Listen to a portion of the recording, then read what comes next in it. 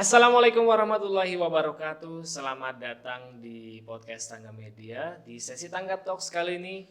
Dan untuk hari ini kita dari kemarin yang upload pertama tentang podcast yang buku tentang Pak Hartono, ternyata ada banyak respon yang bagus dari para netizen.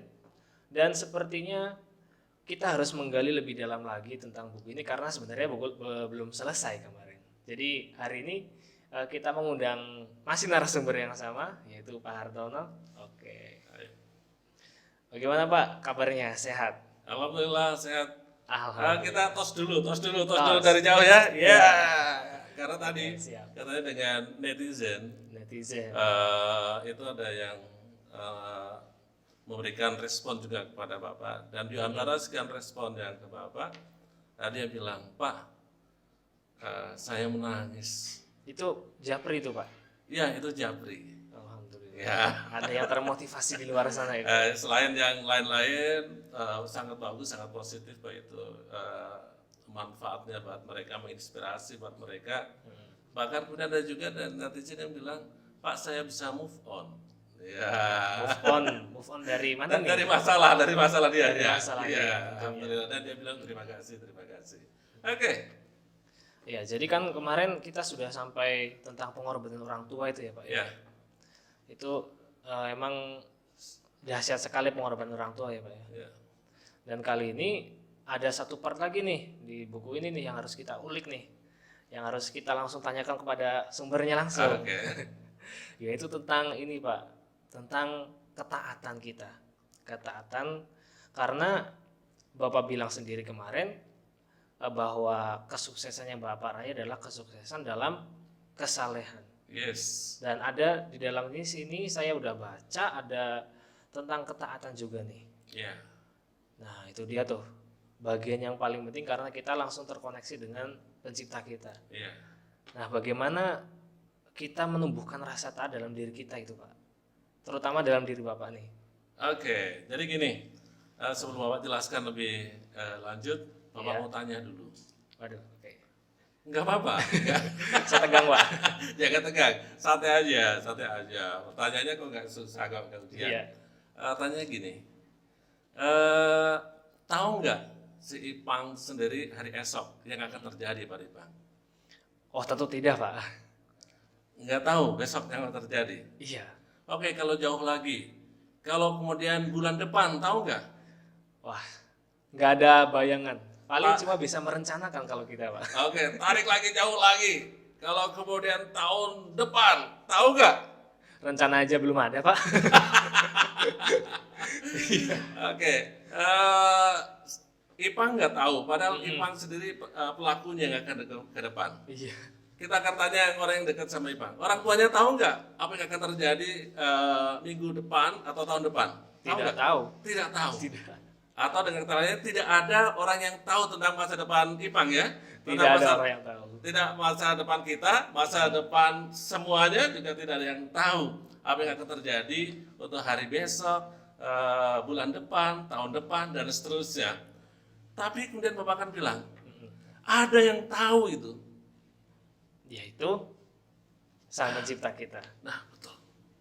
Yang tahu tentang hari esok kita, apakah cuma minggu depan, ataukah kemudian bulan depan, tahun depan, segala macam, atau nanti pada hari tua kita, atau nanti setelah kita kembali kepadanya, ada yang sangat tahu. yakni apa? Allah Subhanahu wa Ta'ala, yang Maha Menolong, di mana kita seringkali minta tolong, yang Maha Mengabulkan, di mana kita seringkali berdoa, yang Maha Berkuasa, yang Maha Pemurah, dan seterusnya. Zat yang terbaik, dan Allah SWT. Dan Ia juga sangat sangat kasih kepada kita pada penciptanya. Kemudian hal yang kedua, kita udah tahu ya bahwa yang mengetahui hari esok kita adalah Allah SWT, Tuhan kita. Lalu kemudian yang kedua, kita seringkali bicara tentang rezeki.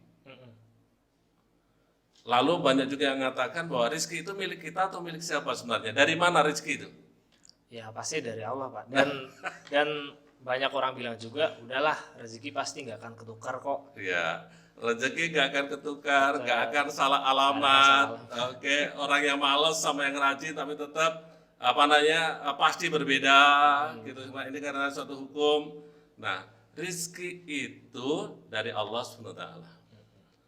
Nah, kalau kemudian yang pertama karena Allah yang Maha Tahu, Allah yang Maha Penolong, Allah yang Maha memberikan rizki, Iya. maka itu yang menjadi dasar kita di antaranya untuk taat pada Allah SWT, pada Tuhan kita.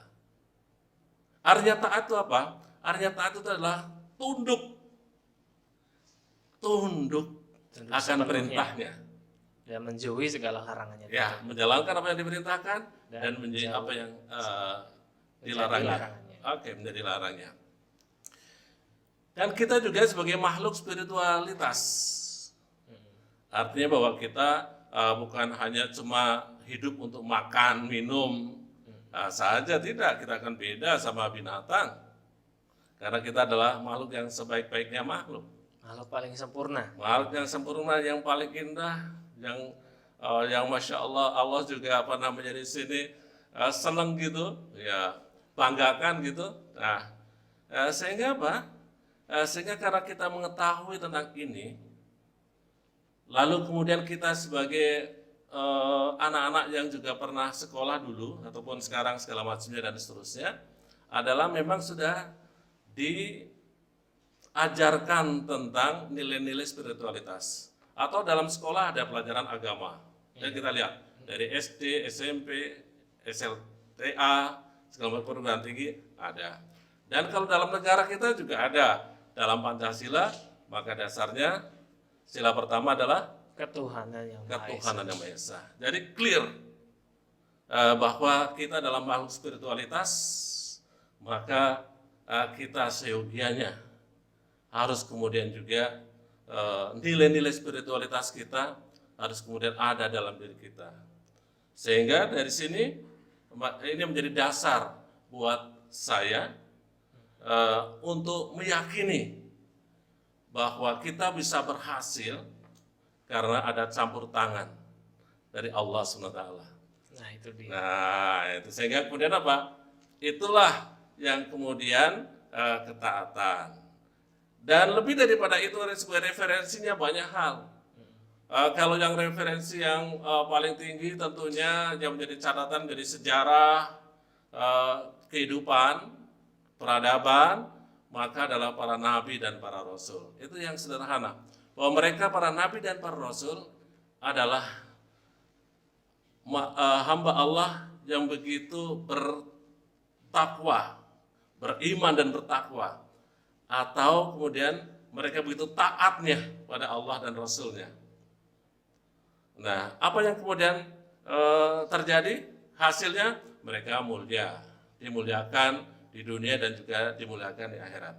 Dan bahkan dicatat di dalam kitab-kitab Allah ya Pak ya. Iya, dalam diabadikan namanya. Iya, diabadikan namanya.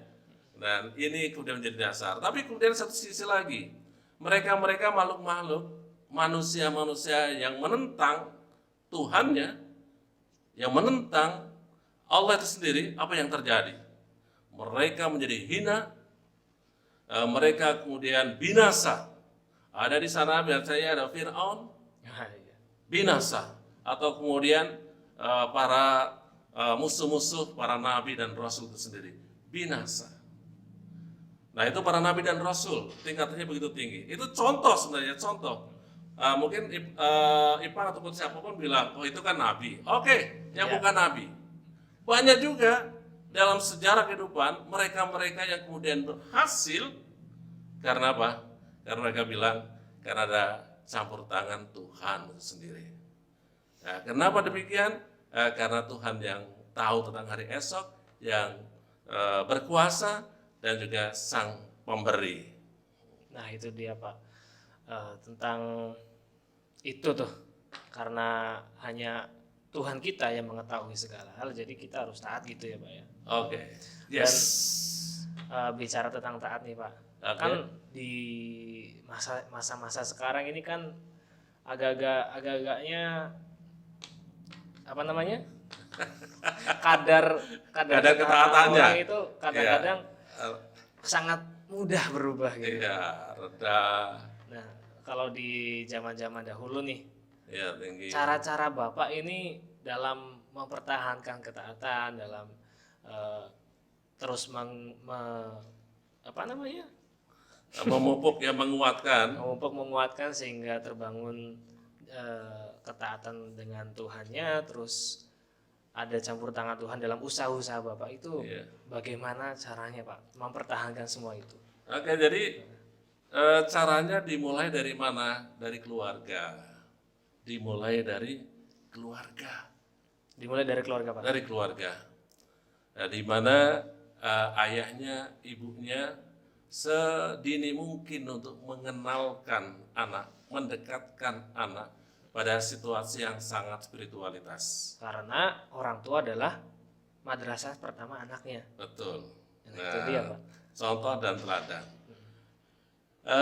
Sehingga dari sini apa? Dari sini inilah untuk bisa mengantarkan, membuka pintu ketaatan, keimanan, ketakwaan anak nantinya ke depannya. Nah, sehingga banyak sekarang ini orang tua yang kemudian mengajarkan anak tentang agama. Kalau kurang dia panggil ustadz barangkali kalau dalam Islam. Kalau zaman sekarang dimasukin ke pesantren. Pesantren ataupun sekolah agama pesantren. Dan ternyata di pesantren juga pendidikannya sangat luar biasa sekali. Luar biasa. Karena mereka adalah pendidikan begitu tua. Pendidikan ini adalah pendidikan 24 jam. Sehingga karakternya, kebiasaannya bisa kebangun. Nah, oke. Sehingga apa? Sehingga ini tugas dari orang tua itu menjadi pintu awal tentang ketaatan itu sendiri. Kalau Bapak sendiri, nah ini kalau Bapak ya, bagaimana dengan saya, dengan Bapak? Nah, itu dia Pak. Nah, alhamdulillah bahwa keluarga Bapak itu adalah dari keluarga yang sangat spiritualitas. Alhamdulillah. Alhamdulillah. Jadi ayah dan ibu jangan ditanya kalau di rumah apa, udah sholat atau belum? Ya, dimonitor terus. Selain kalau kita ditanya selain sholat, yang kedua, udah mandi belum?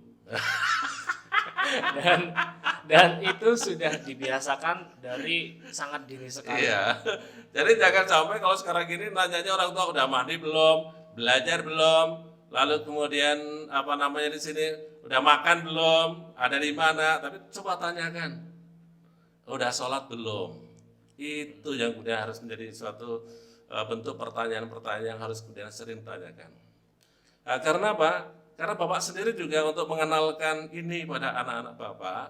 Jadi kalau Bapak telepon ke anak saya misalnya saja yang di luar kota, apakah dia masih sekolah ataukah masuk kuliah ataukah yang sudah kerja, maka diantaranya sebelum lebih lanjut Bapak nanya yang lainnya, Bapak akan bilang, udah sholat belum? itu diantaranya. Kemudian yang kedua, Bapak akan berdoa terlebih dahulu. Aminkan.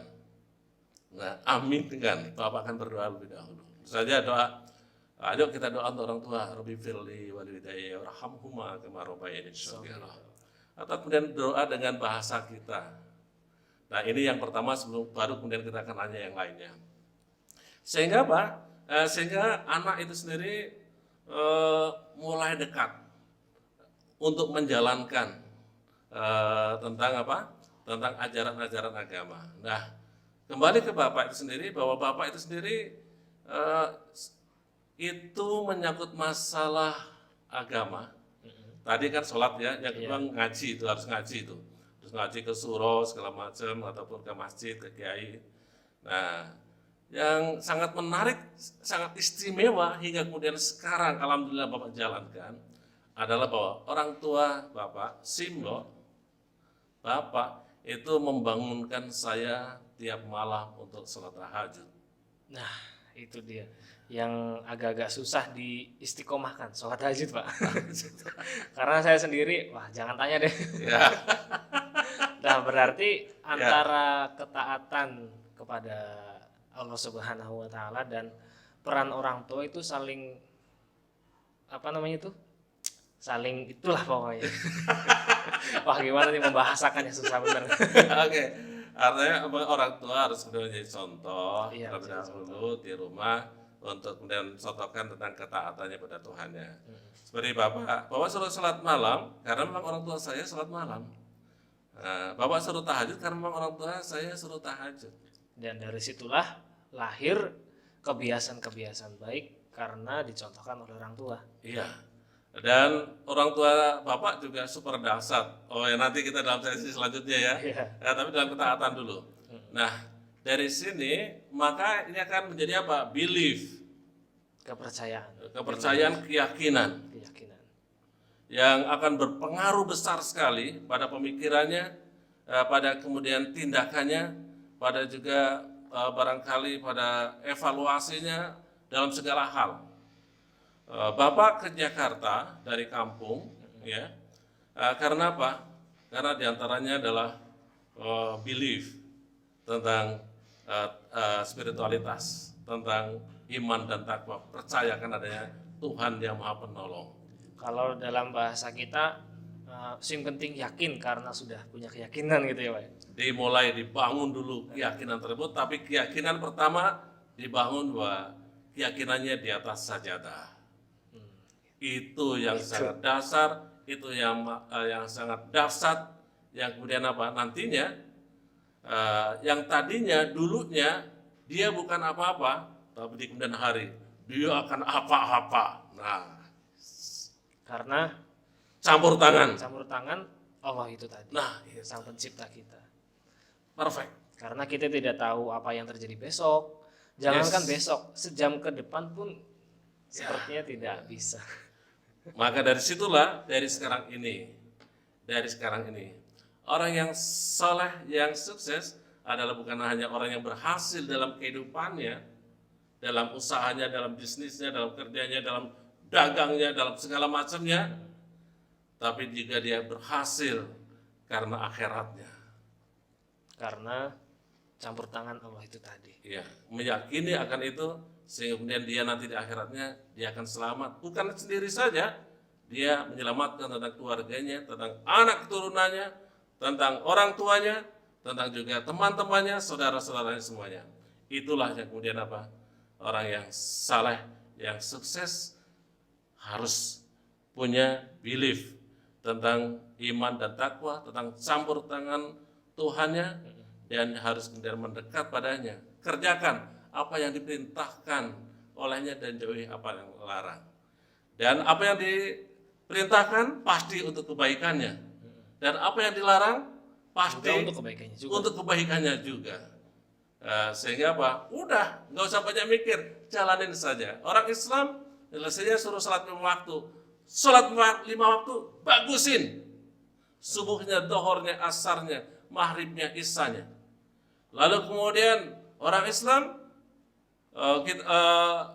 dia punya kitab suci Al-Quran, baca tiap hari, karena di sana ada keutamaan-keutamaannya. Lalu kemudian banyak yang sunnah-sunnah, ambil, jalanin, gak usah banyak mikir, jalanin saja.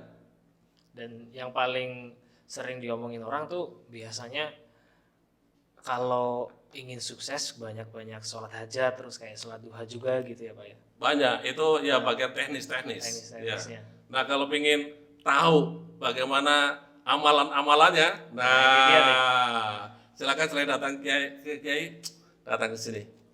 Ya, datang ke Bapak, nanti Bapak akan ajarkan, Bapak akan kasih tentang hal-hal yang khusus untuk kita bisa beriman, bertakwa, lalu keutamaannya seperti apa, amalnya gimana, untuk kemudian kita sebagai apa? Sebagai energi untuk sukses di kemudian hari. Amin. Antara taat, yaitu dengan cara bisa dibiasakan dari sejak dini, dicontohkan oleh orang tua dan segala macam. Berarti peran orang tua kan sangat besar di sini ya Pak ya. Ya. Peran orang tua sangat besar, terutama waktu kita masih kecil dalam cara mereka atau orang tua kita membimbing kita, dan tentunya di situ kita juga harus patuh kan, Maksudnya kalau orang tua misal mencontohkan, terus oh ini baik, terus menginginkan anaknya untuk melakukan hal yang sama, berarti kita harus patuh ya Pak ya. Ya, artinya bahwa orang tua sangat spesial ya, sangat istimewa ya. Nah, Nah itu dia. karena sangat istimewa kedudukannya, maka tadi kita harus yang kedua harus patuh ke orang tua kalau ingin kita sempurna. Nah baik, ada satu kisah yang menarik ingin Bapak sampaikan terlebih dahulu mengawali siap. tentang patuh kita pada orang tua. Nah jadi gini, ini cerita tentang Nabi Musa. Nabi Musa. Nabi Musa. Oke, kita Yang bagian mana ini Pak? Nah, banyak cerita kisahnya kan Nabi Musa. Iya. Nah, ini kisahnya tentang hal yang sangat istimewa, ternyata tadi tentang kepatuhan kepada orang tua. Oke, jadi gini. Pada suatu saat Nabi Musa itu berdoa pada Tuhannya. Ya Allah, perlihatkan kepada saya ingin tahu siapakah teman saya di sorga kelak. Jadi dia tanya sama Allah, nanyanya gini, siapa ya Allah yang akan jadi teman saya, sahabat saya nanti di sorga. Lalu kemudian Allah kasih jawaban, jalanlah engkau ke suatu tempat di sini adalah dalam keterangan banyak hal adalah disebutkan pasar, jual beli. Ya. Temuin seorang pedagang penjual daging. Itulah yang akan menjadi sahabatmu kelak nanti di sorga. Nah dari sini apa? Lalu Nabi Musa itu jalan, lalu mendatangi suatu pasar, lalu kemudian ia lihat ada seorang pemuda yang sedang berjualan daging. Nah setelah kemudian dilihat, diamati sama Nabi Musa, sebenarnya ada apa-apa, artinya normal-normal saja. Nabi Musa juga heran, kok ini yang menjadi sahabatku kelak nanti di sorga. Lalu kemudian diperhatikan hingga kemudian selesai, dan dia setelah selesai, dia pulang dengan membawa sedikit dagingnya. Daging ini adalah sisa-sisa dari daging yang ia jual. Lalu kemudian dibawa pulang. Diikutin ini sama Nabi Musa. Begitu sampai rumah, pedagang si pemuda ini masuk rumah, lalu kemudian Nabi Musa salam bahwa dia akan bertamu, apakah boleh? Lalu pemuda ini mempersilahkan, oh boleh. Dan pemuda ini tidak tahu bahwa itu adalah Nabi Musa. Tidak tahu sama sekali. Tidak tahu sama sekali. Dikira biasa musafir segala macamnya. Nah, kemudian setelah kemudian dipersilakan masuk, lalu apa?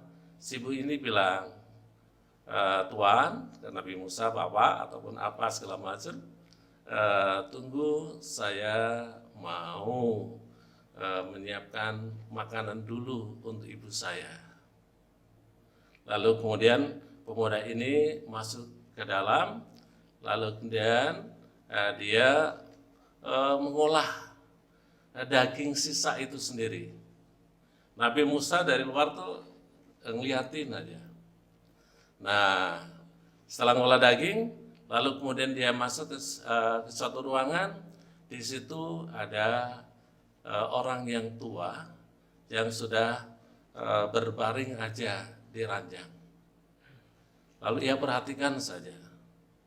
Lalu si anak ini, pemuda ini masuk ke kamar, lalu kemudian apa yang ia lihat, si pemuda ini ngambil masakan dagingnya, lalu dagingnya dikunyah terlebih dahulu, lalu kemudian disuapin ke ibunya. Masya Allah. Nah, karena apa? Karena memang ibunya sudah tua, jadi tidak kuat lagi kalau makan daging yang kemudian seperti kita langsung dimasak, langsung dimakan. Jadi pemuda ini caranya apa? Dikunyah dulu, setelah dikunyah lalu disuapin ke ibunya. Setelah disuapin ibunya, lalu diambil suatu semacam kain, lalu diserbetin ke mulutnya. Karena kalau orang tua kan makan biasanya nggak sempurna, nggak sempurna dalam mengunyahnya, sehingga kadang-kadang air liurnya atau kenapa tumpah. Dan kemudian setelah itu si orang tua ini membisikkan sesuatu pada telinga putranya ini, dan itu dilakukan berulang-ulang. Dari pemudanya ngunyah, habis daging dikunyah, disuapin, setelah disuapin lalu kemudian dielap itu mulutnya, dan begitu terus sampai kemudian selesai. Lalu setelah selesai dia nemuin lagi Nabi Musa. Lalu kemudian Nabi Musa langsung nanya, siapa yang dalam? Itu adalah ibu saya. Karena memang keluarga saya sama ibu miskin, saya nggak bisa membelikan sesuatu kepada ibu saya selain diantaranya adalah sisa daging hasil jualan.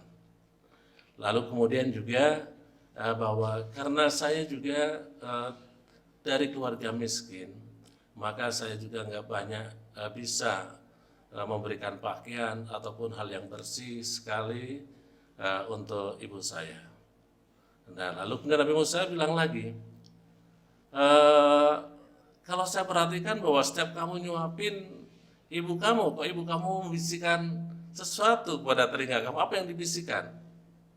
Lalu anak ini bilang bahwa setiap kali saya menyuapin ibu saya, lalu saya mengelapnya, lalu ibu saya membisikkan ke telinga saya, ya Allah, jadikanlah anak saya ini kelak sebagai sahabat Nabi Musa di surganya.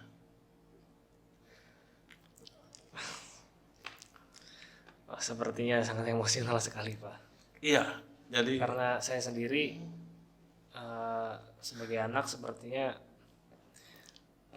belum ada rasa berbaktinya sama orang tua gitu. Sehingga kita lihat ya tadi ya, Nabi Musa pun sampai menitikkan air mata. Oh, ini yang menjadi sahabatku di surga kelak karena ibunya mendoakan anaknya yang begitu berbakti kepadanya dengan doa sebagaimana tadi. Allah tidak melebihkan, Allah tidak mengurangi. Sehingga kemudian Allah kabulkan. Di mana tadi doanya, ibunya berbisik kepada telinga putranya, ya Allah, jadikanlah putraku kelak menjadi sahabat Nabi Musa di surga. Dan itu yang kemudian menjadi pengalaman di antara pengalaman Nabi Musa, dan itu yang kemudian menjadi pelajaran untuk kita, anak kita, keturunan kita, saudara-saudara kita semuanya.